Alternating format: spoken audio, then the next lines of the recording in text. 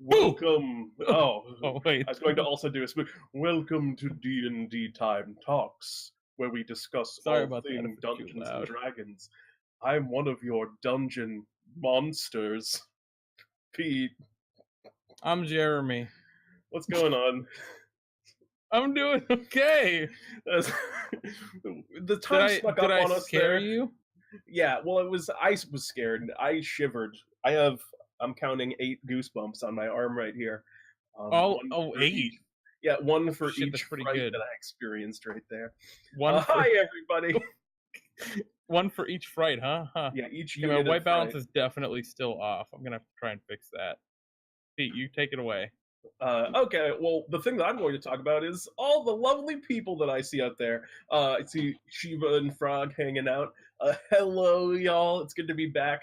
I see, yeah, Farfel. I experienced 8 whole frights in that moment.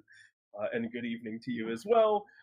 Tonight, if you couldn't tell by all of these scary happenings that have already occurred, we're going to be talking about running a horror game.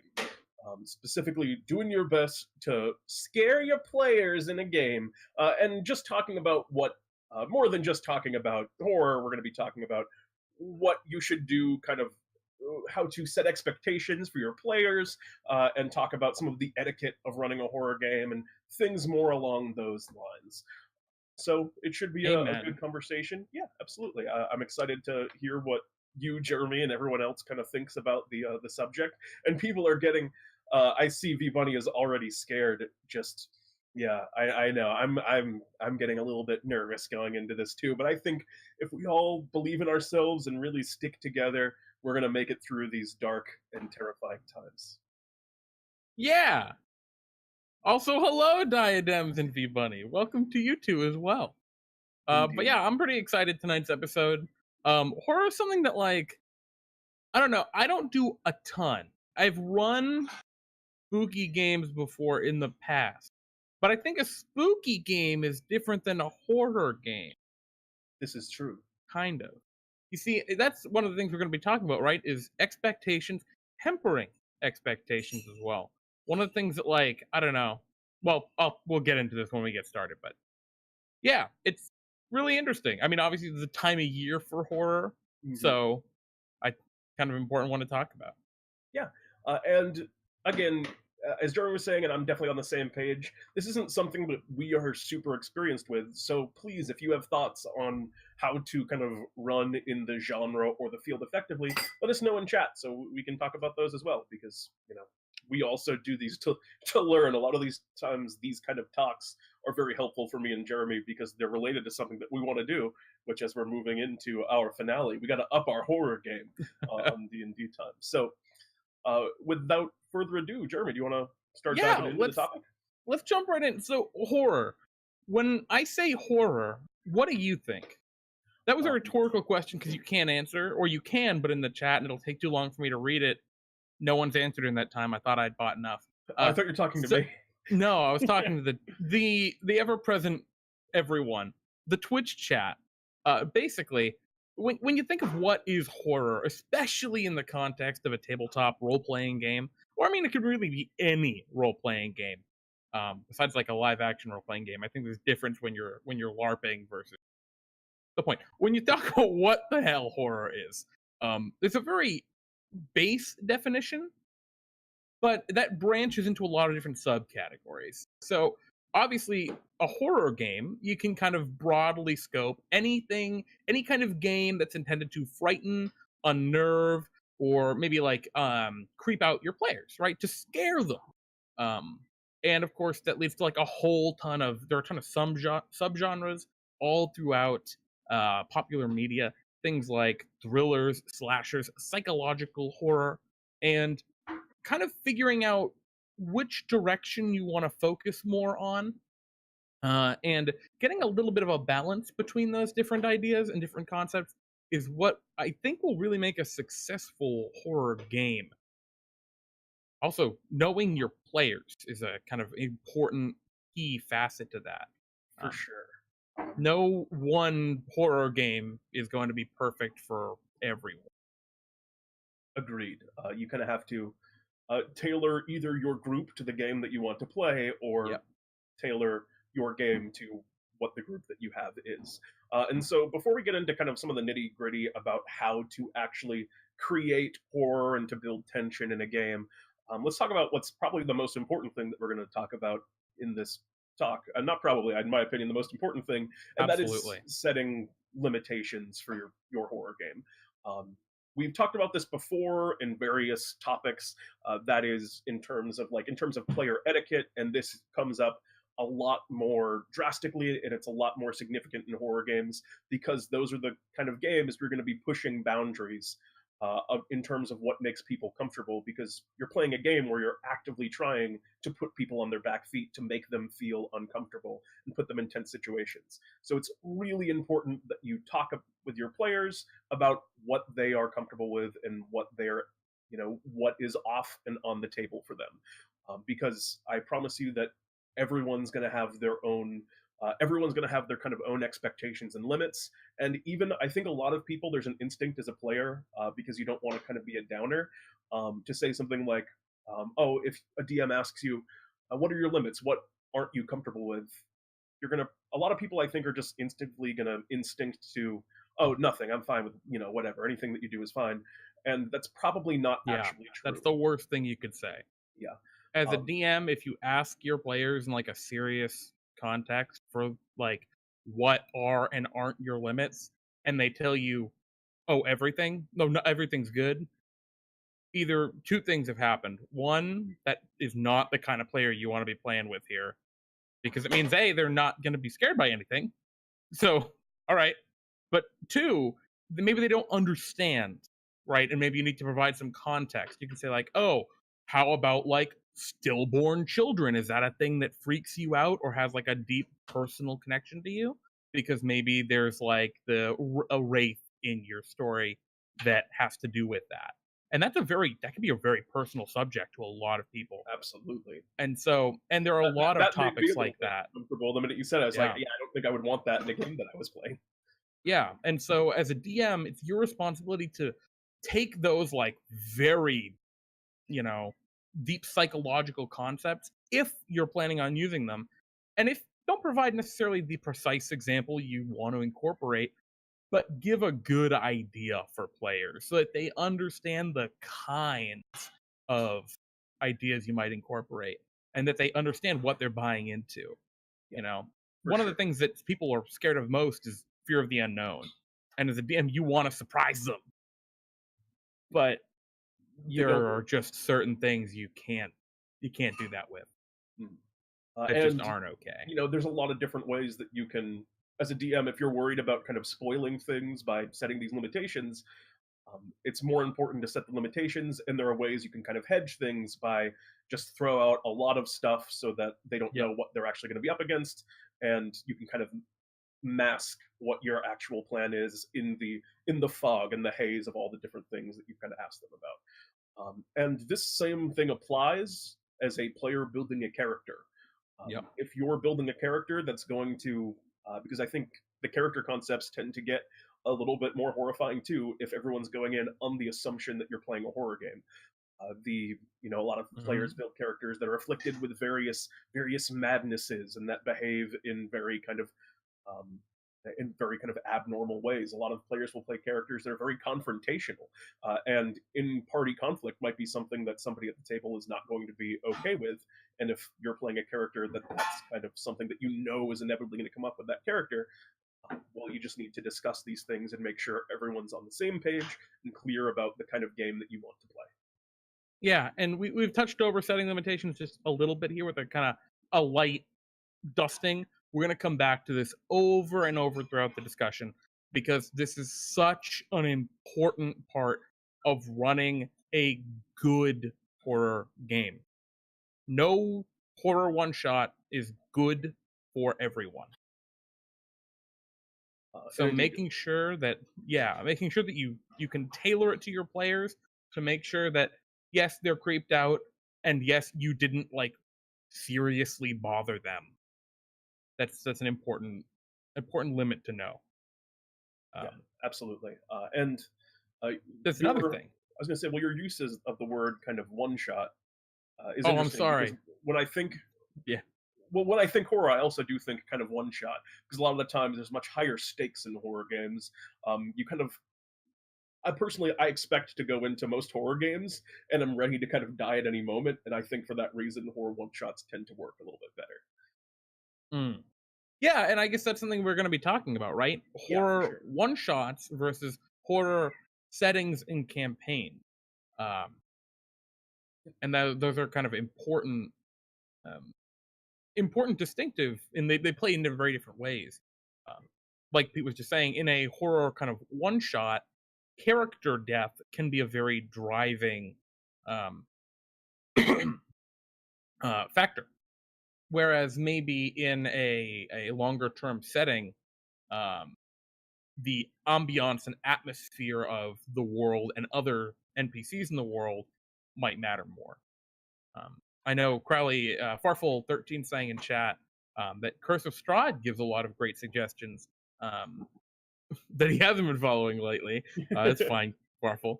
When it comes to running horror games, one thing that he always liked was a personification of things in creepy or unsettling ways. Yeah, I like that idea. The idea of like as you walk into the room, the windows are the glass in the windows are smashed open, and the curtains blow weakly in the cold night air. One, as they billow, one seems to reach out, almost grasping for you, before fluttering back down by the windowsill. Right? Creepy. It's like, oh shit, the curtain was reaching. Of course, I just pulled that out of my ass right there, so I could have phrased that in a much better way. Yes. But that's kind of the idea, I think. And again, there's a lot of like there's a lot of these little tricks, and I feel like with horror more than other games, there's a lot of like cool tricks that you can Yeah. employ to like make things work. But one of the most important things is we've talked about setting limitations of your players, but we also just need to discuss how to get your players. Just to talk to your players about what kind of game you want to run, what kind of horror game, because player buy-in is, I think, more important in horror than in pretty much any other genre I can think of, and Absolutely. maybe I'll regret that in a moment as someone points out something obvious that it's equally important in. But Romance. that's also true. You're right. You really got to have a lot of interest and a lot of desire, and to be really invested in a horror game if you're going to really try and play that kind of game. And Yep. maybe your group isn't, and maybe you're all on the same kind of casual play page where you don't want to play too serious of a horror game. You want to play a game that is very much like the normal kind of game you play, where you're just kind of running around, killing monsters, telling jokes, like kind of chatting around the table. And there's just some spookier elements for Halloween. You know, there are things that are kind of objectively scary, like zombies and vampires and these kind of monsters, but you're not changing the way that you actually play, and you're not kind of getting into that really heavily in character, really invested a state that I think you really need to be in if you're going to be frightened or you're going to run a game that has the potential to be scary and to like freak people out. I completely agree. I mean, one of the things that is actually, I think, the creepiest, generally speaking, in horror kind of games, as opposed to spooky games. It's like a spooky game, right? You have the ghost or the werewolf or whatever, and those are monsters. In a horror game, you might have the guy, just the person. You look at like Jason. Jason Yeah, looks like a human, like a normal person, and that's part of what's so terrifying. And a lot of those classic um, kind of villains have that same vibe to them. So that's just something to kind of keep in mind. for sure. But yeah, the So buy-in's super important. If you got one of those players who's just like, I'm not scared of anything. Go ahead, DM, scare me. Don't. That's not. You're not playing a horror game. yeah, They're not in there to get scared. They're there for the opposite. They yeah, it they're in there ruins it. explicitly to not be scared and to show you how tough they are, which is, you know, it's just not the kind of game. It doesn't lend itself. I think in a D&D setting, if you're playing around a table, it is almost impossible to scare a player that doesn't actively want to be scared without really kind of pushing boundaries in a way that would be unacceptable. So I won't even go there. Yeah. It is almost impossible to do that because odds are you're in a situation where you're very Mm. comfortable. You're sitting around the table. There's bright lights on. You're amongst your friends. There's probably food and snacks for you to eat. You're not in a scary situation, and it's really hard as a player to kind of put yourself in a mode where you're feeling that kind of fear and really allowing yourself to feel the tension that you need to kind of get into that headspace and play in a horror game. So as a DM, let your players know that if that's the kind of game that you want to play, well, that's the kind of game that you want to play. Tell them that and let them know that you want them to really focus, to invest, and to just get involved in that kind of storytelling. And I see that the spectator has Spectators exploded. going off, folks. The spectator has jump scared us. And talking about what Pete was just saying of getting people in the right on the right vibe, in the right kind of headspace. One of the things you can suggest, especially if you're playing over Roll20 or if you're playing all in the same room, playing over Roll20, you can just say, "Hey guys, so I'm gonna just kind of put this music on in the background. If you guys could turn your music on, it's just gonna be a little, ambiance to help spec things up. And Great maybe point. it's just a creepy like piano thing. It's just like do do do do do do do do do do, and you just have that super quiet in the background the whole time. Maybe you tell your players, hey, just to kind of get in the right feel for this, would you mind if it's not a big deal turning off your lights if you're not playing with like a webcam or something, right? That's a great way to like help people get in the right feel. That's a really Um, good idea. if you're playing live, like all at the same table, oh yeah, absolutely turn the lights off. Light a couple candles, stick them in the middle of the table. Oh yeah. Oh, that'll help Build to up get people in the right mode, in the for right sure. feel to like be startled or be a little jittery. And as a player, like a couple of things that I like to do, if I'm going into a game that I know is going to be a horror game, which I've only played a few times. Again, it's not something that I have a ton of experience with. But what I do is I'll kind of, just with my body language, for one thing, kind of pull myself in and act in kind of a way that would be defensive. Try and like force myself to into a posture that's not necessarily comfortable. That's just kind of, I'm ready to spring up at any time, and by imitating that kind of stance, it puts me in the headset of like, this is a tense situation. Likewise, I like pay very close attention to everything that the DM is saying, which we should always do as a player. But in by really kind of like allowing yourself to hang on the DM's words, it's like reading a book or watching a horror movie where each new kind of thing is like, you're waiting for the anticipation, you're waiting for that moment where the scary thing happens. And a lot of the I feel like a lot of the tension in, say, a horror movie is that expectation that there's going to be a jump scare, and you're just kind of like holding your body tense, waiting to have the jump scare happen, and it's in that kind of tension that I think a lot of the actual kind of fun and fright of a horror game can start to happen. Yeah, and talking about hanging on your DM's words, DMs give them something to hang on. Oh yeah, Think up ahead of time a couple of cool personifications, like the curtain billowing in the wind, almost reaching out to grab you, right? Um, think of stuff like that. Simple, basic, just things that you can throw in throughout your adventure to maybe throw the players on off their edge a little bit. Um, and when you do narrate things going on, when you're narrating a dramatic combat in a non-horror adventure, you might say, "And you leap up," but in the horror adventure, you talk more in a monotone. As you walk down the cold, dark dome, right? You have a little cadence to it. You don't have to be a great voice actor. Obviously, I suck. I'm not a voice actor.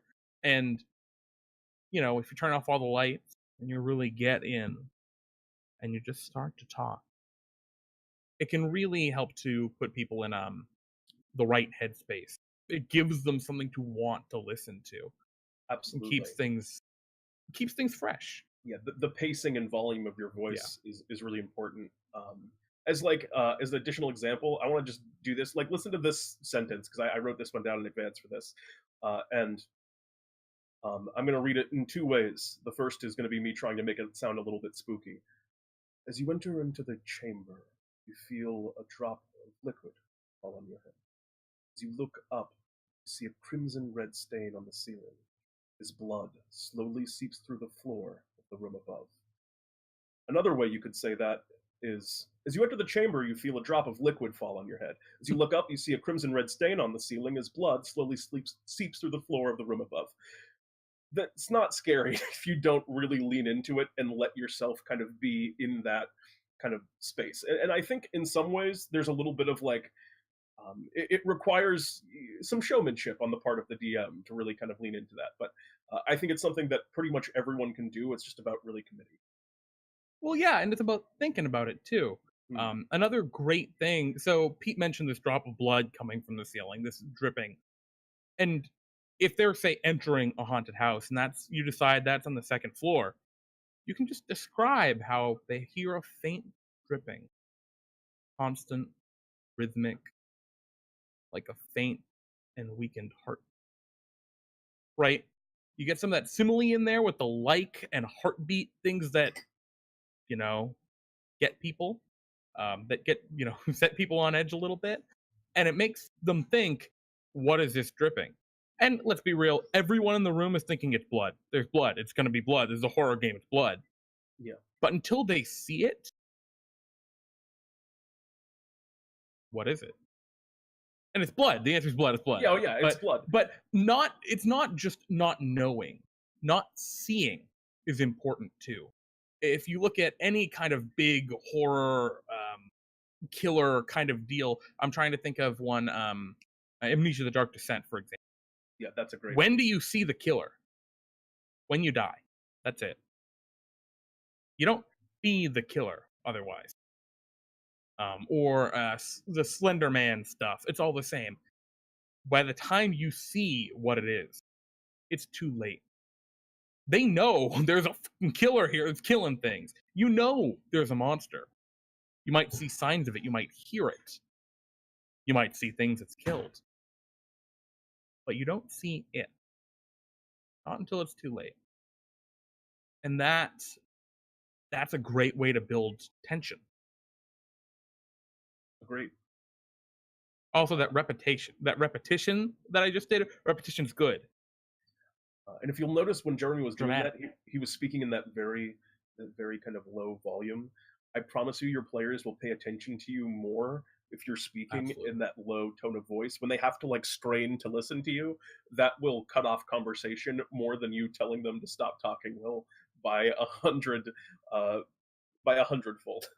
And Yeah. also, I like a comment in chat from D Forgotten and Farfel there. The only thing scarier, D Forgotten says, than a little girl acting like a monster is a monster in the form of a little girl.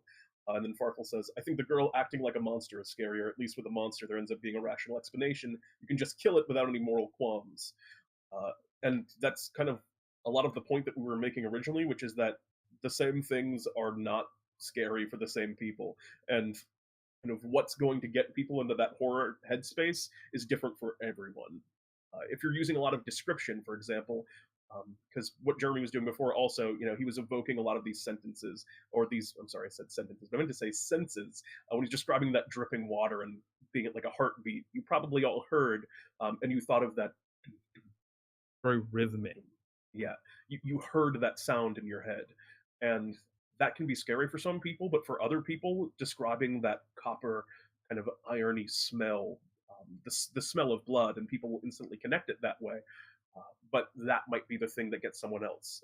And what sense really affects someone, I think varies from person to person. So really varying that stuff up and using a lot of different types of descriptors can help you play to different individuals with different kind of, like I said, everyone fears differently. I completely agree. Yeah. It's definitely almost as much of like an art as it is a game at that point, right? Trying Yes. to evoke these visceral kind of this visceral imagery, getting your players to be able to envision what you're describing, um, can really help. Um, yeah. I see Shiva keep writing. Yelling boo at random intervals is the pinnacle of horror, and also speak quietly, let them lean in, and then yell boo. Jump scares are Don't do that. yeah, jump scares. I just don't think you can make them work in a horror game. Certainly, Yep. is certainly not online. Maybe in real life, if you've really got everyone hooked, you can kind of, if you like really lean in and then continue your description with a sudden explosion of volume, you might startle people. But I think it's just really hard to get that kind of jump scare, legitimate frightened reaction just from people in a room. I agree. One of the one of the things that does work, however, is frequent use of this foreshadowing. We described the dripping water. Another thing that's great to describe is, as the players are walking up the stairs, they hear the distinctive creak of the floorboard of one of the stairs as you kind of step up it. You mentioned that maybe 5 minutes in to the session as they're climbing up the stairs. And then 45 minutes later, as the players are all kind of in one of the rooms, they've looked around, they're a little creeped out. You just mentioned, you all hear a squeaking sound, like a creaky floorboard. They're like, "Oh shit, something's coming up the stairs!" Right? They get anxious, and when you do something like that, what's almost worse than having it be a monster or something is having it be something totally innocent. Maybe it's one of the townspeople who's come to check on them to make sure they're okay. Right? It's that sense of like building dramatic tension, and then, oh wait, no, we're good. It's okay. Because that can really help to alleviate a lot of that. You want to have like a wave, the tension going up Yep, and down and up absolutely. and down, and you want it to be going ever higher every time until it finally reaches its peak. And it's a great way to disarm players too, because if they're expecting a monster and they see a villager, they're just going to accept it as like, oh, okay, it wasn't a monster, we're good. They're not going to think, wait a minute, we didn't tell anyone we were going to be here, and then wait a minute, was that just a villager? Was that just one of the townspeople? How did they know we were here? And then there's no trace of them. And then what do the players think, right? You throw them for these loops where you catch them off guard so they don't question the obvious. And that it's a good way of really wigging them out. And if they don't catch on to that, right? After that townsperson leaves, say like, comes in to check with them, got the lantern, the pitchfork, the whatever, they're like, "Oh, you're all okay? Good. Well, I'm heading back to the town. Be careful out here." That person leaves. It's okay to tell them, "By the way, you guys didn't tell anyone that you were coming here, did you?" Oh yeah. And then they think, "Oh shit," because they might not even pick up on something like that. But it's a This cool way was to get them.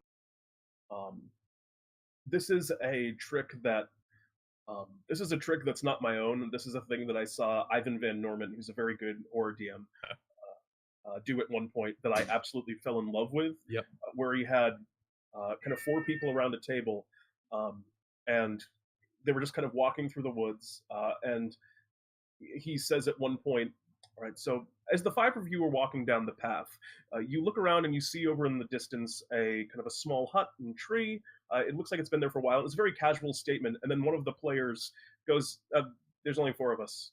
And he looks at it and goes, you're right. What was that? And I thought that was unbelievably clever. Where he, in his own narration and just kind of description, kind of played on some of that meta knowledge that they have, and the fact that he is narrating the story to create this horror in a way that really took the player off guard. I could see it visually on their face when they thought they were just correcting a mistake, and Yep. they realized that that was intentional, and that one.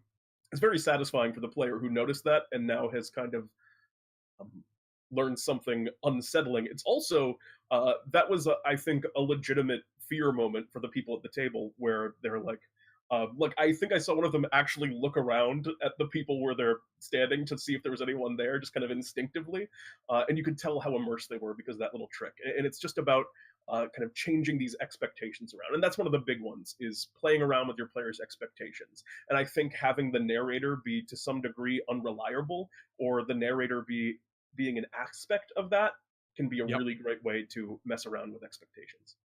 And Farfel further playing on the narrator. I think if they're really paying attention and suddenly something attacks, you can dramatically or drastically change your tone or volume, and that can really get people. A great example. So, talking about as you're traveling through the woods, the narrator situation Pete just mentioned. There, if I, oh yeah, what was that? And I look around, you see you see a fifth person standing behind you. Uh, standing behind you. He's got a mask over his face and seems to stare at you with cold, dark eyes. What do you do? How do you act? Right? Raising your voice, moving closer to them, giving them that loud, like, do it, move, now, what do you do? Oh yeah. That can really, I mean, I think a weird person in the woods with a mask might not be the creepiest one. It's Yes, but probably a better moment, but like when they run into something like that, raising the voice is good. Yeah. uh, and I think that also brings us to a good point. Max saying "bones, death, chest bursters," which is, I can tell you're joking a bit, Max, but like I think that's a good point. Is Mm, that you do not want to overdo it, in my opinion, at least on stuff like huge piles of bones and blood and gore and viscera, unless that's the exact kind of game that you're going for. If you're really going for that kind of slasher, gory sort of horror, but that stuff used too frequently, I think the players will become jaded to it very, very quickly. I think the first time that you see blood, it's kind of spooky and intimidating. I think the second time that you see it, it's like, oh, it's blood again. And yep. that happens, that fall off is, I think, immediate and fast. A couple of other really cool tricks, though, are all right, you go into the room, you've heard the blood dripping, you see the blood dripping, you leave the room, you're exploring a little more. For some reason, someone's like, all right, I want to listen at the wall and perceive. And they're going to roll a perception check because they're listening. Like, all right, yeah. You also don't hear the blood dripping. What? And they go back and the blood's gone. Right? Things that they expect can't just disappear. Like, who's going to clean up a huge bunch of blood? No one. That's not a thing you can just do. I mean, magic, you can technically, but like players don't often think in terms of, well, magic in a fantasy land. No, they think of what makes sense for you as a person based on your experiences. And a huge blood stain on the ceiling dripping through from the floor above, that doesn't just go away. Having And something like that, permanent facet of the environment you described, be gone just abruptly and suddenly can really unsettle players. agreed. I think there's a lot of great examples that you can pull from horror films of little tricks that they do that I think translate well into D&D games. As an example, Um, the movie, I think the movie was called Grave Encounters or something like that. It was a horror movie where they were trapped in a building, and the players kind of explored the building. They started to get scared. They started to, there were some minor signs of haunting in it. They were like, "We want to get out of here," and they left through the way that they came in. They go out the front doors, and they're now in a hallway, and the doors are no Yep. longer the same that they were in. These kind of tricks can be really these kind of tricks can be really effective at just playing around with players' expectations. Maybe you tell your players to make perception checks, and the player that has the highest perception check notices something that's very scary in a situation. Maybe they notice that there is a painting on the wall, and that for a brief moment as they kind of look over at it, the painting, the face changes. Maybe instead of the kind of regular face of it, the face is like sunken and hollow, as if it's been drained of water and life.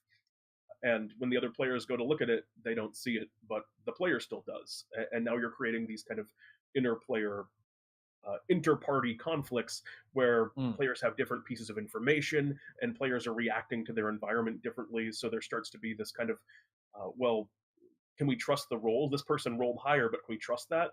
And there starts to be this kind of fear and expectation that what the DM is doing, they're not providing you with correct information necessarily. They're just giving you information. Another thing I like is especially for this horror situation, is in that case where you ask them to roll perception checks, you could just ask them what their perception bonuses are and roll behind the screen. You can, that's something you don't want to do often, especially in games where this kind of unknown tension isn't a core aspect. But the players not knowing what the role was, but knowing like, well, they saw this and we know they have like a +10 to their perceptions. That's probably, but wait, that adds an additional like fear aspect to it. Um, Throughout this whole conversation, I keep having flashbacks to Death House from Curse of Strahd. Uh, oh man, oh boy, Death House. If you're looking for things that are particularly terrifying, I recommend Death House. Play the adventure, read the adventure. It's not a big game, like 3 levels. Um, but yeah, it's pretty radical. It's got a lot of creepy little nuance that you can kind of pilfer and put in your own things. I don't want to spoil anything right now though. Um, yeah, at some point, I've played the first half of Death House, but I would like to. I'd like to go sit down and get through the entire House of Death at some point. Also, just the name. I love the name Death House. It's Death so House, yeah. it, it's on the nose, but I really like that about it. Oh, exactly. Well, that's the key, right? Why is it called Death House? That's what you don't know. That's why it's scary. You know the house is gonna get you're gonna die in this house. You don't know why or how. It's like you know there's a monster, but you don't see it until it's too late. And those are the things that really get some people. And that's another thing that you can do as a DM is Jeremy was talking before about the game, the game Amnesia, which I believe the subtitle Amnesia: The Dark Descent. Yeah, In games like that, you don't have the ability to fight back against the monsters that you're battling, and Amnesia is considered one of the most terrifying games of all time. In the same regard, games like Outlast, the protagonists cannot battle the foes that they are facing, and that can be a very good tool. I mean, if you're running in 5th edition, then you don't necessarily want to make monsters that are completely unfightable because that's not what the game is, and you just want to probably use a different system for something like that. But making monsters that where the players kind of feel like they have these overwhelming odds, like we won't be able to we won't be able to defeat. Like the only choice that we have is to run from this creature. That can be a very scary. That can be a very scary thing. absolutely. So talking about scary, there are a couple more things we haven't really touched too much on the real psychological unsettling unease aspect of it. Obviously, we've talked about just generically scary things like things appearing and disappearing, blood, maybe sounds that evoke a very visceral kind of reaction. But we haven't talked about really unsettling things like concepts that can wig out players and really weird them out, or freak them out, or scare them, or just unsettle them in ways. And that's something that there's a reason we haven't talked about it a lot, and it's because it's super personal. A lot of those things, um, to one person having hundreds of little spiders kind of fall all over their character, that's scary and it's unsettling and it's weird. To someone else, no, absolutely not. Do not do that to me. I believe that that is you, Jeremy, that are that person. No, I'm not that scared of No. spiders, but I know there are some people that are. I don't like spiders. Don't get me Oh wrong. yeah, yeah. But spiders skitter all over your character. Yes, words like skitter. No, but those kind of deals are things that can really you need to think about certain reactions, like maybe if a character gets say they're fighting zombies in a graveyard, right, and one of the zombies grabs their character, right, grapples, and then drags them into an open grave and the other zombies start just burying them alive. That's terrifying. You don't Yes. want that shit to happen to you. But there are not a lot of people that have personal experiences with getting buried alive that they'd have like trauma from. And so that's usually the kind of thing that you can be pretty safe with incorporating in your game without worrying about triggering some super like, wow, that's way too traumatic. Um, Whereas tying back to the very first thing I said when we started here, stillborn child, okay, that's something that you probably don't want to incorporate in your game without first having some knowledge of your players. You know, Mhm. if a player had to go, if one of your players had to go through a situation like that, or is very close to someone who did, it's just in poor taste. So you want to be really careful of certain things like that that could really, really unsettle people. And common phobias fall under that too. They're generally speaking not as bad.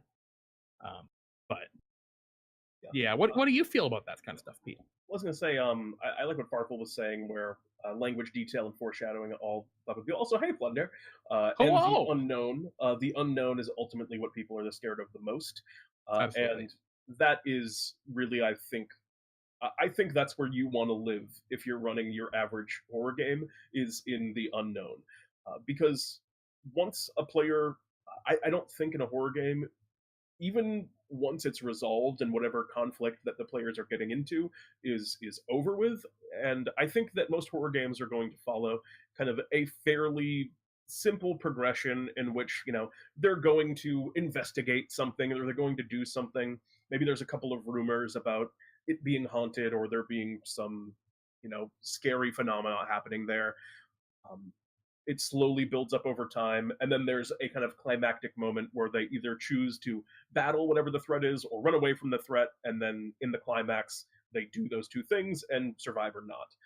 But I think even at the end, once they've gone through all of that kind of trouble, they still shouldn't completely understand what was happening there. uh, Absolutely. yeah, at no point in a horror game should your players ever feel like they have a complete handle on the situation at hand, except perhaps at the very beginning before anything bad has happened. Yep, I completely agree. Farfel is saying in chat, mentions age of surroundings, age of objects, age of characters.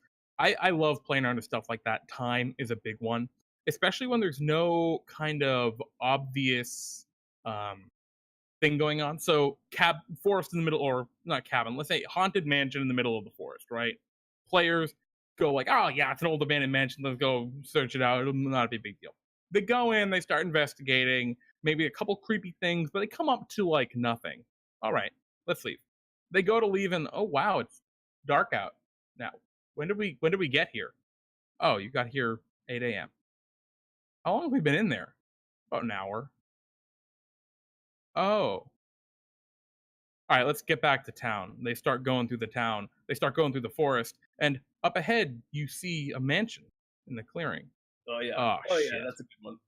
Right? You mess around with their perception of time or space, things that players know to be a certain way. When you have people thinking what you know is not real, that's when you can really start to get people, really start to get that buy-in, that Yeah, fear. take away the things that they've kind of come to trust on. Uh, Including players. One of the things I love is taking maybe like a 10-minute break at some point and just, taking each player aside to talk to them for a couple minutes. And what you do is, with, say, you have four players, with three of the four players, you talk about like, so you're doing all right. I'm not like wigging you out too much. All right, cool. Just wanted to make sure you're doing okay. And then with one of the players, so over that rest, uh, your character possessed by a ghost, right? And of course, you need the buy-in in a one shot for something yeah, like yeah. that. But turning the players against each other, or having that kind of ace in your pocket, um, is something that can be really interesting, especially leading up to some kind of dramatic turn. Keeping the players off guard by talking to the other three players about something like a serious, legitimate, and reasonable concern, and then getting the one, they'll never see it coming. They never see Uh, that shit. I've done Sometimes they do. a very similar thing where I kind of said that to every player though. And basically I just pulled, it was very fun. I pulled everyone aside, and I just said something along these lines. Just something along these lines to them. Just player A and player B have been, they keep looking back at you funny. it's a little bit Yep. off. And I just did something like that so that everyone had a different person that was kind of like that seemed to have a problem with them or that they thought were acting strangely. And then when I came back, everyone acted completely differently. And then maybe 20 minutes later, they were in a misty space, and I just described some scary sounds, and then I just told them to roll initiative, and they just fought each other with no monster there. And That's amazing. it actually worked really well. This is actually a story I've never told you.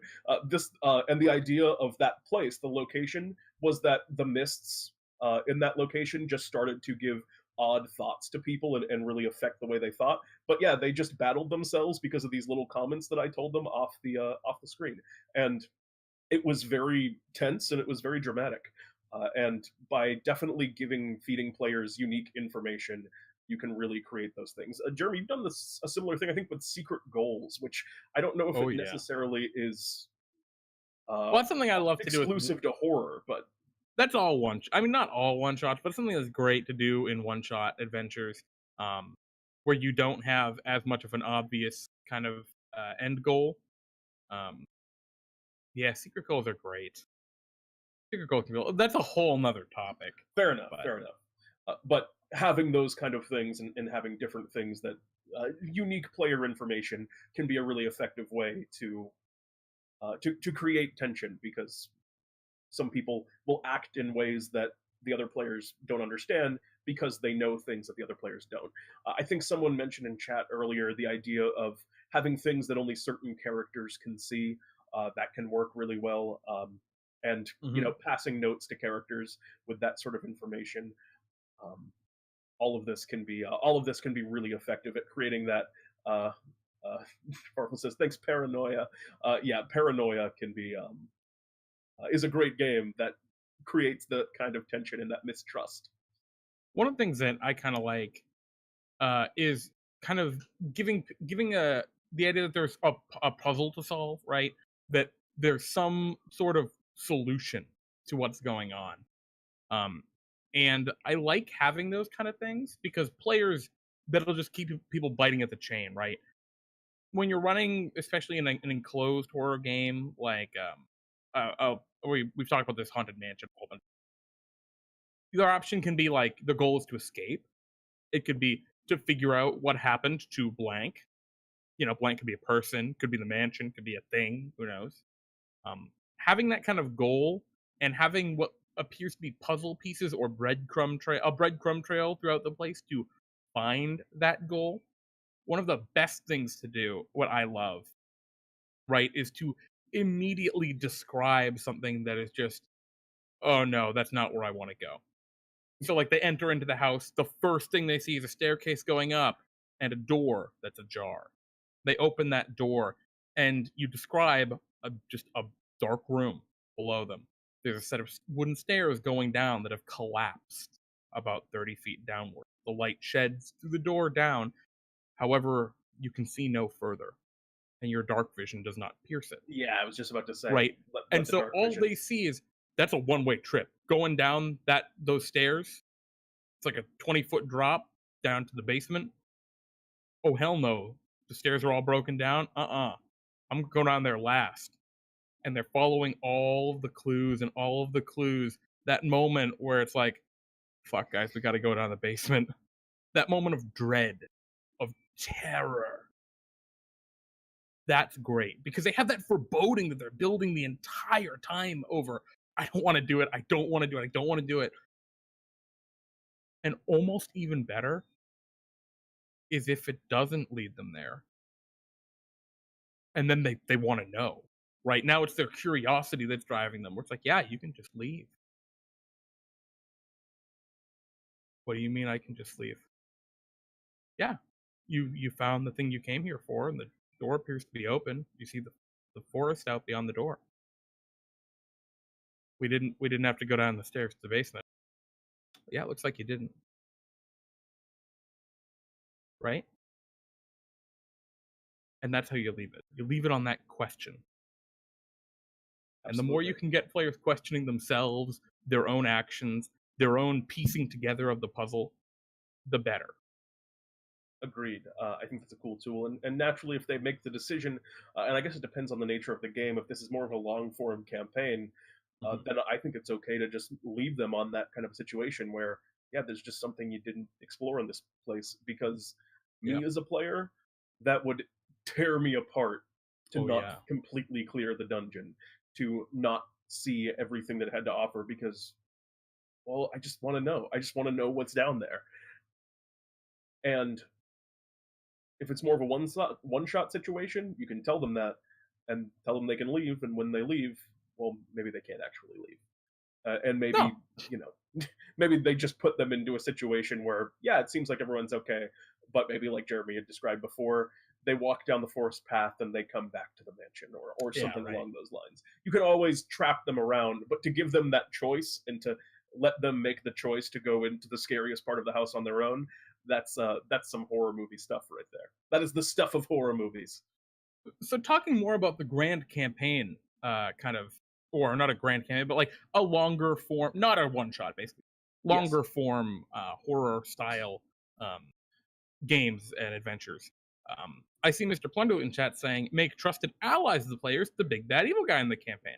Makes attention all the more devious, especially if you have been helping them to make the world a worse place. That's definitely something you can do. I see that done a lot. And you got to be careful when you're doing something like that. Another thing you can do is to even take that a step further and have it have the reverse twist where it's like, oh wait, no, our trusted friend is actually working for the bad guys, but wait, those were actually the good guys and we were wrong the whole time, right? Having the double reverse whammy, It's the uh, reverse. It's the double reverse. and it's even better if they find that out after killing him. Then it's that dread, that oh my god, we just murdered our friend who was actually, oh no, oh no. Just, Having oh, that kind of what have I dread, done? that aura of like, ooh, that's a way that you can you can really put the nail in the coffin, as some might say, for a game like that. One of the things that's really important, I think, when you're playing longer term games, is you really need to hammer in that if there are other people in the world or in the environment or in wherever you are, that they also live kind of under this cloud of horror, of fear, of unease. A great thing that you can do to kind of hammer that in to describe it. Um, you could describe, children just kind of dirty and alone on the streets. You could describe um, all sorts, like people just mugging each other and leaving people in the gutter to die. Right? You can describe horrifying, horrible things. The kind of um, dissolution of society, right? The devolution of culture. All kind of ways to hammer in that feel. Um, Maybe there's some sort of famous art piece, a very beautiful oil painting at the local inn that is just being used as a dartboard, right? The kind of fall from grace and this I like overarching that a lot. sense That's really cool. of just ugh. And maybe they have a whole stack of them from the museum they looted, right? Having this sense of dread, of of no hope, that the hope has been extinguished, it is gone. um I I like know. Go ahead. I wanted to point out something that Bionic Shiba was saying was, keeping horror continuous seems difficult since there's only so many tricks. I agree. Yeah. Keeping horror continuous is absolutely difficult, and I think the way that you would do that in a long form campaign would be to create horror without relying on tricks. I think the tricks are really fun in kind of small doses, but if you were going to run a long term horror campaign, I wouldn't want it to all be supernatural, sort of you go down a hallway and it's a different hallway than you expected, because I think that stuff gets played very quickly. Um, Yep. I think you would want to rely on the kind of stuff that Jeremy was just The talking about. despair. Yeah, building a world where the people are sad and unhappy and at humanity's worst. And I think that's how you would make a very Yep. good sort of long term horror game. And is another good comment in chat that I absolutely agree with. Moments of light and comic relief are also important in horror. 100% true, especially the longer the game, the more important I think that is. And Absolutely. without, uh, just to get philosophical, without the light, there can be no dark. If you don't have that contrast, then if it's always tense, then that becomes the norm, and then it's not tense anymore because the players are just kind of used to being in that situation. You need there to be levity, you need there to be the occasional fun in order for horror to kind of keep going. And yes, indeed, praise the cloud. I also love the trope of the skewed or distorted light, right? The village priest who is encouraging the people are cheering and they're all happy, they're all grouped around in the town square, and the priest saying, "There will soon be light as we burn this last witch in the town," Oh right? god. And it's like, oh god, that was the oh god, they're gonna burn the barmaid who was so nice to us yesterday. We just came into town. What the right? You throw players into this like, oh geez, situation. Seeing and like that's kind of humanity at its worst, right? Um, they're finding light in these in darkness, right? They're absolutely misconstruing uh horrible, awful things as good, and that's a great way to kind of further hammer it in. But one thing I want to say about horror games, especially long term, or not just horror, this kind of expands to horror or dismal kind of ambient or environments, situations where it feels like there is no hope. You really need that levity that Farfel was saying, because playing in those kind of games long term, especially if you're meeting once a week or even more frequently, those can have serious effects on your psyche. Like, Yeah. there's nothing wrong or weak or anything like that about feeling like, man, this incredibly depressing game that I'm a part of is making me really depressed. Maybe I should take a step back. There is absolutely nothing wrong with that. If your DM, if you talk to your DM and say like, look, man, this is really or woman or whatever, look, Look, this is look, really friend. starting to bother me, and I think I need to take a step back. If they say anything but okay, you shouldn't play with that person. Yeah, And maybe that's a very broad arc I just kind of put down. But if they say anything but all right, I understand, you should really reconsider your situation with that person. agreed. You are number one in your life. And yeah, it's really important to know that and to not worry about hurting or bothering other people for your own mental well being. I know one of my players in the last campaign I ran came up to me and told me, "Man, this is really bothering me. This is really upsetting. Like things were just really, really dark for like 4 or 5 months. We were meeting twice a week, and what did I do? I changed how it worked. I made it a little brighter. I made it a little goofier, and I think it really, really helped that happened. Um, so it's really important that you communicate, especially um, in games like that touch these deeper subjects, right?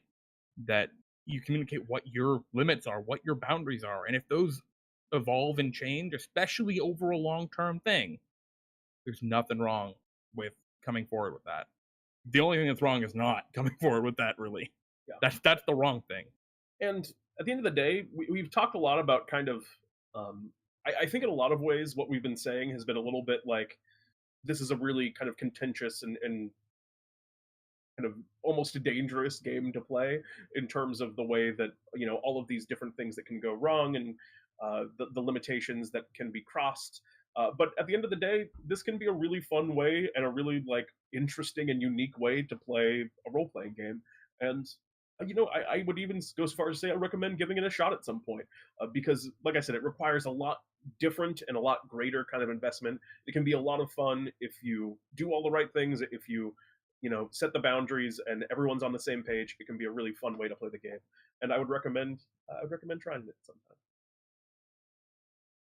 But yeah, that's all. I think that's about it. Yeah, I think Um, that's about it. Also, on the subject of horror and setting limitations, we're doing horror next week on D&D Time. We might go a little bit darker than we usually do on D&D Time. Perhaps some blood and some gore. I don't actually know myself what I'm going to do or what Jeremy's going to do. But keep in mind that if you're playing on next week's games, You mean Friday's game? Friday's games. That's correct. I mean Friday's games. There might be some darker themes. So if that's not something that you're into or want to engage in, just let us know that. Yeah, even if you've signed up already, just let us know and we can fix that. We can revise any of your signups or whatnot. Yes. But yeah, should be good. I'm pretty excited. Oh, what else do we need? Pete, we should give the whole rigmarole of what we do here and what our other shows are. You want to do that or want me to do it? I mean, I was handing you the baton, Pete. I will take it from here. Consider it, Jeremy. Consider it passed. I've taken the baton. I hold it in my hand, and I will run with it starting now. This is DnDTime Talks, where we discuss all things Dungeons and Dragons. We run this show every week at 9:30 Eastern Standard Time, where we talk about a miscellaneous Dungeons and Dragons topic. We have not picked a topic for next week yet, have we, Jeremy? We had a couple of ideas bouncing around, but we'll announce that a little later. Okay. In that case, we have not picked a topic, but you'll hear about it down the road. On Friday, we are in the midst of our Carnival of Souls Halloween event, where every month of October, this is our second annual now. It's officially a tradition. We run just kind of an ongoing story in D&D Time. And for anyone who's not already familiar with what D&D Time is, well, it is a show that we run every Friday at 9 p.m. where we run one-shots along with our viewers from chat. There's so much in chat that's cracking me up right now, but I will remain strong. We run 3 one-shots every Friday. They're a lot of fun. We run them with anyone who hangs out in chat here can hop in and play. And right now we're in the midst of our ongoing story, which, like we said, it's called the Carnival of Souls, where it's just a lot of spooky Halloween adventures. Right now, the Nightmare Court is up to some dastardly deeds and has arrested Bartholomew for crimes against existence. And I am excited, even though I already know, to watch it unfold and to see what you all do with it. Because really, nothing is set in stone until... I mean, there's been some crazy things that have happened in D&D Time Adventures before. So I look forward to seeing what happens this upcoming Friday and then the Friday after. And then on Sunday, it'll be D&D Time Brews, where we're going to be homebrewing an adventure that we are going to use the monsters that we created last D&D Time Brews in. So we're going to, Jeremy and I will just be sitting down and building an adventure. It should be a lot of fun, and I'm also very much looking forward to that. And then we'll be cycling around to the next week, which will be another Talks, and that's about it. Yeah, pretty much. I mean, that's about it. That's all I got. Says, "Hey Pete, will there be worlds? Will worlds be held next week to catch up, or will it just be a missing week?" My answer to that question is, I am considering that right now. I have not announced it yet because I don't want to commit to it on the possibility that I might not be able to do it, but maybe. Yeah, we'll get more information out about that, about next week's schedule. On Sunday, probably at the standard time. Yeah. And as a reminder, not next week. There's no signups, I believe, for D&D Time. Yes, yeah. There's no signups next week. No signups. It's just going to be next week. It's just going to be just come and play. Well, yeah. Yikes. Whew. I mean, only got technically, 2 weeks to get that ready. We'll see what happens this week. Yes, that's if true. There even is a D&D Time next week. That's the real horror. Oh God. I guess that's true. Anyway, no spoilies. We will see you all then on Friday, hopefully, for some D&D. And yeah, I'm Pete. And I am Jeremy. And this is DnDTime Talks. Bye!